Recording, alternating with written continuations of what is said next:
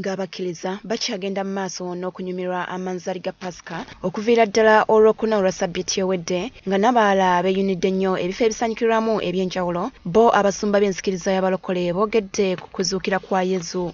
Enjiri yakubuulira ne ssente zifunyiddwa kuba mu bantu tusasula amasannyalaze, tusasula we batuula, kuzimba bizimbe, kuzimba amasomero, kugenda kuyamba abantu. Twenda kuddya kintu kifaana bwe kityo mu kitagisi n'ekyo kijja kusobola. Bano beebazizza gavumenti olw'ebbeetu lyebawadde okusinza Katonda wamu n'obukuumi naddala mu biseera bino ng'abantu bangi ddala mu masinzizo. Kiseera ekyeraliikiriza nange be nandibadde mukulembeze negambye naye abantu bano naye gavumenti eno tetukoze bubi etwongedde bwongezi security ebeerewo. Tero gamba abantu kkiriza Yesu ofe osange nga teyaliyo okusinga omumujerega n'ofa n'omusanga ku mulyango ng'afuwa oluwoba ng'ali ku WhatsApp n'akubuuza lwaki tewalokoka. Bwabuuziddwa ku bukulu bw'ennaku zino ez'amazuukira abayanukudde bwe bati. Easter mpanvu naye ekisinga obukulu buli sitaani kye yakolanga nga Yesu ajja n'akisangu sitaani n'anyiiga. Sitaani yattanga abantu Yesu n'abazuukiza.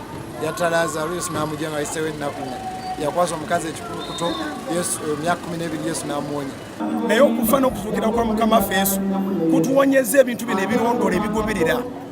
Yesu lwe yakomera ku musaalaba yasooka otuwonya ekibi kya Adamu ekyali kirondoola n'atuwonya okufa kwa Abel eyattibwa Kayini awatali musango. Naye Yesu ayiwa omusaayi n'atuwonya ebintu ebyo. Kati ffe tujjukidde omusaayi gwe mu House of Prayer tumaze ennaku 14 n'olunaku oluyitibwa olukulu olw'okulya nange mbadde sirumalangako nga siridde. Ababuulizi baffe bonna ababeere ba bishop, ababeere ba kardinaali, ababeere ba sheik, ababeere ba pastors bayitiridde ekitiibwa. Ekitiibwa kye betaddimu kiyitirivu nnyo, tetuli ba kitiibwa. Bano wabula bennyamidde olw'abantu abatakyayagala kusinza Mutonzi nga beeyunira nnyo ebiduula ng'ekkanisa abazijjukiranga mawolu.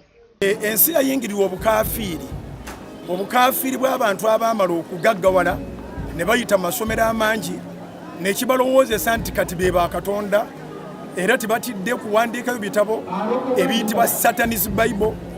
Ba atheists bawakanyiza ddala okubawo kwa Katonda. Bakubirizza abantu okweyunira nnyo okusaba balemenga kugendayo ku nnaku nkulu zokka.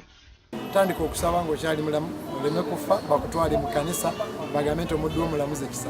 Tandika okukuŋŋaana nawe wennyini wooli osobola omukkiriza.